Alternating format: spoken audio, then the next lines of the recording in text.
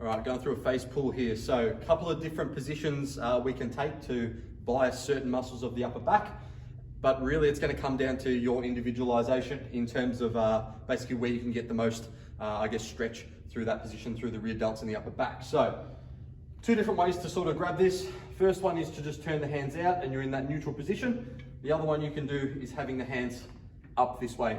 Neither is sort of better or worse, just see what works for you. I find generally speaking, this one is going to be a bit easier for people to start with. So what we're going to do, we're setting this cable up so it basically lines up with just about where your nose and eyes are, sort of in between that position there.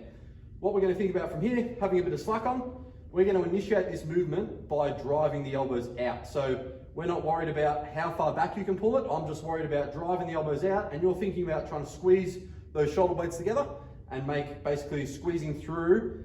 And you're imagining in this top position here, when I'm getting that full squeeze, you're imagining a tennis ball between your shoulder blades and you're trying to squeeze them together as hard as you can. You're going to control forward, same thing. Initiating with the elbows, big squeeze. So again, that's about me. Shoulders in line. If I go any further back, same thing. I can get a bit more, but normally I'll probably start to round up there. So just where you feel comfortable, getting out, getting that nice squeeze.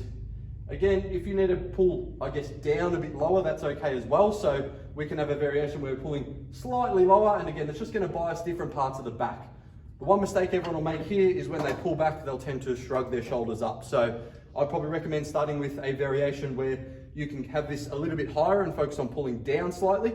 Once you get really comfortable with that, then you can have it more to your eye line. And again, you want to just focus on those elbows, they're driving out, and we're focusing on that really big squeeze through that upper back.